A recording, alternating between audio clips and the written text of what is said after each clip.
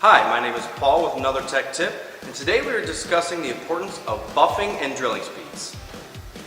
During proper tire repair, removal of the damage as well as cleaning and buffing the surface are essential to good repair unit adhesion.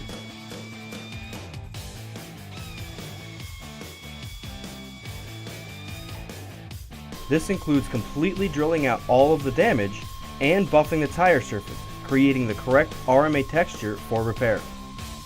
It is important that the drill is limited to 1200 RPMs or less. Likewise, the buffer should be limited to 5000 RPMs or less. Tech offers both a low-speed buffer and a low-speed drill to ensure your shop gets the job done right. Limiting the speed will prevent burning of the rubber, which causes lower adhesion and increases the possibility of repair failure. Remember, for best adhesion and to prevent tire repair failure, always keep drilling speeds under 1200 RPMs and buffing speeds under 5000.